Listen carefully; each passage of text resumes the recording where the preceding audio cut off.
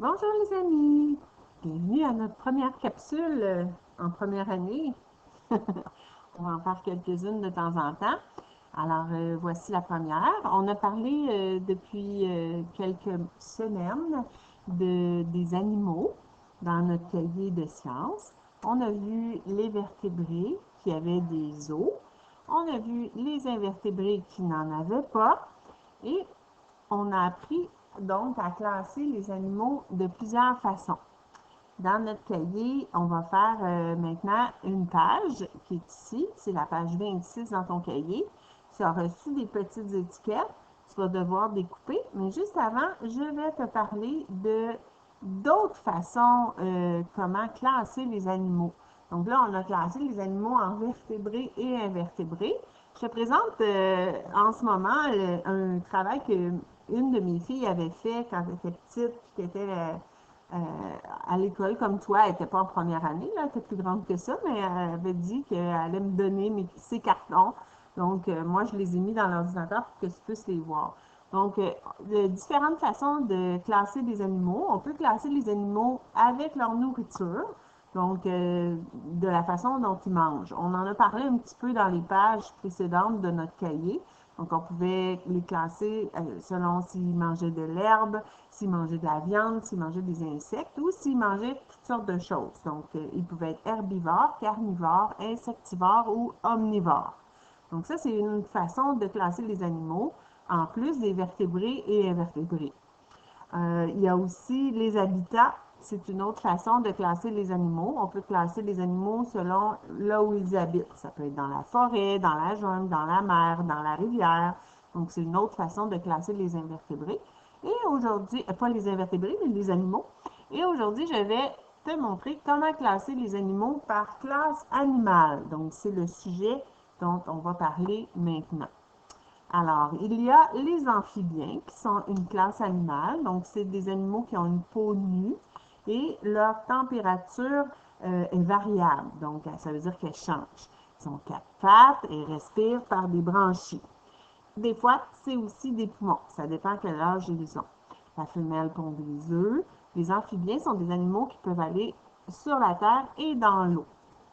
Il y a aussi les reptiles. On en a parlé de ça aussi, hein? Ils se divisent en quatre sous-groupes. Il y a les crocodiles, les lézards, les tortues, les serpents. Il y a des reptiles qui rampent sur le sol. Ils sont couverts de peau écailleuse. Donc, ça veut dire qu'ils ont des écailles, un peu comme un poisson. Ils ont une température variable, ça veut dire qu'elle change.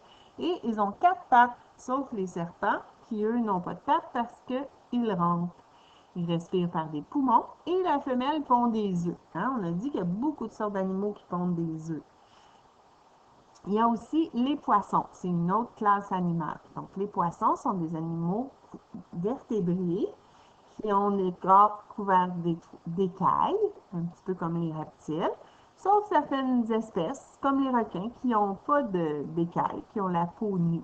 Ils vivent toujours dans l'eau. Ils ne sont pas capables de sortir de l'eau. Ils peuvent sortir, mais ils vont mourir rapidement parce qu'ils ont besoin d'être dans l'eau pour respirer. Ils se déplacent à l'aide de nageoires. Ils ont une température variable. Ça veut dire que leur température du corps change. C'est pas comme nous. Nous, on a toujours la même température, sauf quand on est malade. Et ils respirent par des branchies. Pour se reproduire, la femelle pond des œufs. On a aussi les insectes. Donc, les insectes sont généralement avec un corps qui a trois parties. La tête, où on trouve les antennes, le thorax, qui porte les ailes, et l'abdomen, qui a trois paires de pattes. Donc, on le voit bien quand on regarde une fourmi. Hein, il y a les trois parties du corps, puis il y a les pattes. Ça ici, c'est les antennes. Donc, les pattes, ils en ont six habituellement. Donc, trois paires. Un côté, il y en a trois, puis de l'autre côté, il y en a trois. Donc, ils pondent des œufs qui donnent naissance à une larve qui est parfois différente de l'insecte adulte, comme par exemple pour le papillon. Le papillon, quand il naît, il est un œuf, il naît d'un œuf et ça fait une chenille qui va se transformer, puis après, ça va devenir un papillon. Alors, et des fois, les insectes, quand ils naissent, ils ne sont pas comme ils sont quand ils vont être des adultes. On a aussi les oiseaux qui sont des vertébrés. Ils ont des plumes sur leur corps, ils ont un bec qui est comme une corne Ils ont des pattes en écailles et ils sont presque tous capables de voler. Et plusieurs accomplissent des voyages périodiques. Ça veut dire que quand il fait trop chaud, ils s'en vont dans un pays où il fait moins chaud. Et quand il commence à faire moins chaud, ils changent de pays. Ils voyagent comme ça. Hein, il y en a des oiseaux qui sont chez nous l'été, puis quand il commence à faire trop froid, ils s'en vont et après ils reviennent. Hein, on les voit voler dans le ciel. Ils sont placés en V pour se déplacer. Donc, la température de leur corps reste toujours la même, qu'il fasse chaud ou froid. Ça, c'est comme nous. Ils ont deux pattes et deux ailes, même s'ils ne peuvent pas tous voler. Hein, comme les pingouins, c'est des oiseaux, ils ne volent pas, mais ils ont quand même des ailes. Quand on les voit, leurs petites ailes ici. Donc, ce n'est pas tous les oiseaux qui sont capables de voler. Ils respirent par des poumons et la femelle pond des œufs et elle va les couver. Ça veut dire qu'elle va s'asseoir dessus pour les réchauffer jusqu'à temps qu'ils soient prêts à éclore. Et on a les mammifères. Donc, c'est la dernière classe animale. Donc, les mammifères, c'est ceux qu'on connaît le plus et c'est ceux qui nous ressemblent le plus. Ils nous ressemblent pour plusieurs raisons. Donc, ils ont une peau qui forme des poils. Nous aussi, d'ailleurs. Pas autant que les animaux, mais on a des poils quand même sur notre peau.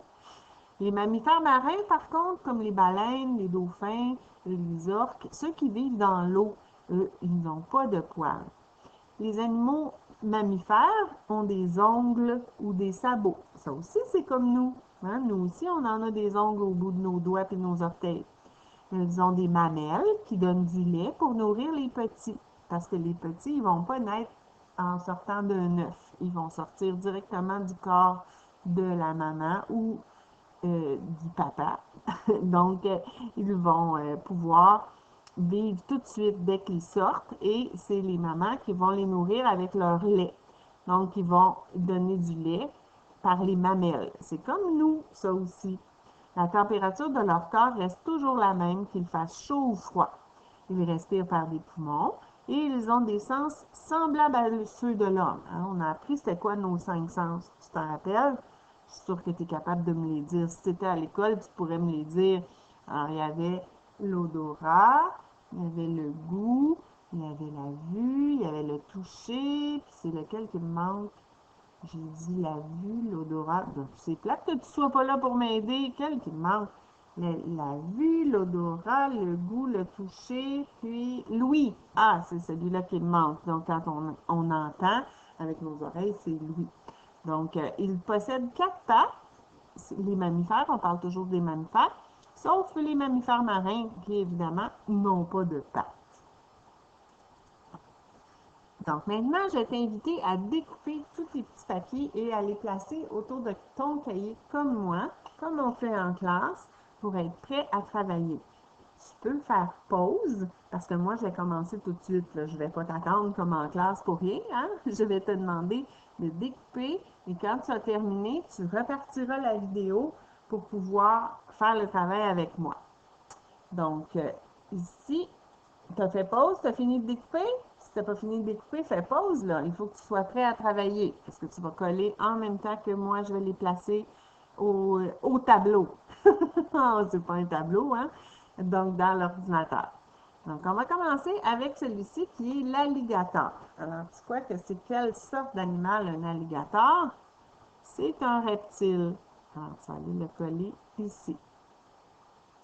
Si je vais trop vite, tu as juste à faire pause. Tu colles et puis après, tu repars la vidéo.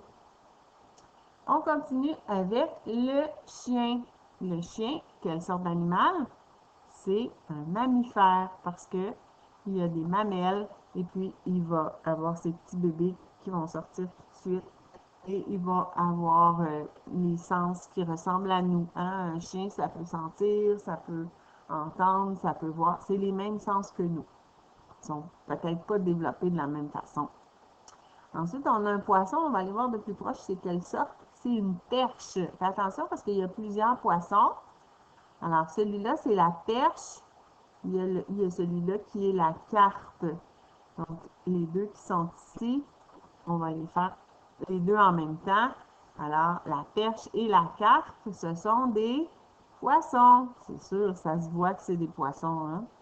Alors, on va coller ces deux-là. Si tu n'as pas terminé, tu as juste à faire pause. Ensuite, la grenouille. Quelle sorte d'animal? Quelle classe animale? C'est un amphibien. Alors, l'amphibien, dans la catégorie juste ici. Ensuite, les cochons. Regarde comme ils sont mignons, les petits cochons. Alors, il y a deux petits bébés, puis il y a une maman. Alors, les cochons, c'est des mammifères. On peut souvent les voir manger sur leur maman. Là, ils vont tous être un à côté de l'autre parce qu'une maman cochon, une truie, ça peut avoir beaucoup de bébés à la fois. Ensuite, on continue avec la tortue. Alors, la tortue, c'est quelle sorte d'animal? C'est un reptile, comme l'alligator. On continue avec celui-là. C'est le chat. Un chat, quelle sorte d'animal? Un mammifère.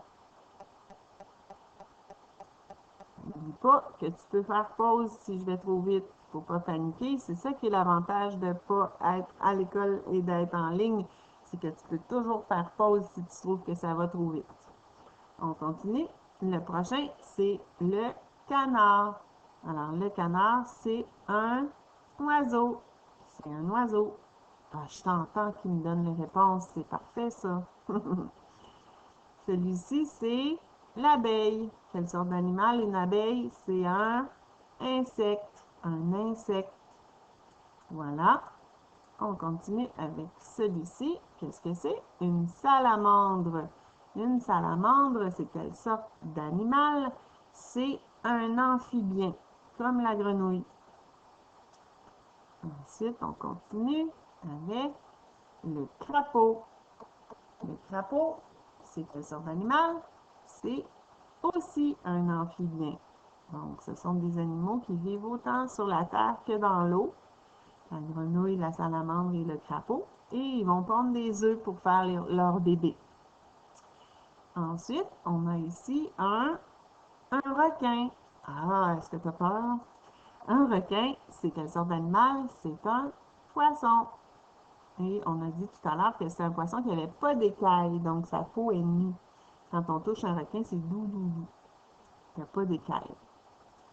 Ensuite, ça ici, c'est un cygne, comme dans l'histoire du vilain petit canard. Alors, le cygne, c'est quelle sorte d'animal? C'est un oiseau. Un oiseau. On continue avec le coq. Le coq, quelle sorte d'animal? C'est un oiseau. Donc, les trois, le canard, le cygne et le coq, sont des oiseaux. Donc, ils ont un bec en corne, ils ont des plumes, ils ont deux pattes et ils ont des ailes. On continue avec la fourmi. La fourmi, quelle sorte d'animal? La fourmi est un insecte. Alors, on va aller le mettre dans les insectes. Il en manque encore un, hein? Celui-ci, qu'est-ce que c'est? Un serpent. Donc, le serpent, quelle sorte d'animal? Le serpent est un reptile. On a dit tout à l'heure que c'était une sorte d'animal qui rampait parmi les reptiles. Donc, on avait l'alligator qui avait ses quatre pattes, la tortue aussi. Mais le serpent, lui, c'est un reptile aussi, mais c'est un reptile qui n'a pas de pattes. Et le dernier, qu'est-ce que c'est? Ah, c'est la mignonne coccinelle. Alors, la coccinelle, c'est un insecte aussi. Donc, quand on a dit tout à l'heure que les insectes avaient un corps en trois parties, c'est pas toujours le cas comme la coccinelle. Elle, on ne voit pas ces trois parties. Mais l'abeille, oui. Et la fourmi aussi. Donc, on voit les trois parties, la tête, le thorax et l'abdomen, qui sont les trois parties de l'insecte, des insectes. Alors voilà, c'est ce qui m'a fait à notre travail de sciences qu'on avait à faire pendant notre petite journée à la maison. Donc j'espère que tu as aimé ça. Ça conclut aussi notre section animaux pour notre cahier de sciences. Donc la prochaine fois, on va avoir un nouveau sujet. Si tu tournes la page, tu vas voir ça va être quoi notre prochain sujet après avoir parlé des animaux pendant autant de temps. Donc, je te dis bye bye, puis on va avoir une autre capsule après. Ça va être une capsule de mathématiques dans ton cahier Nougat. Alors, je te dis bye, à bientôt!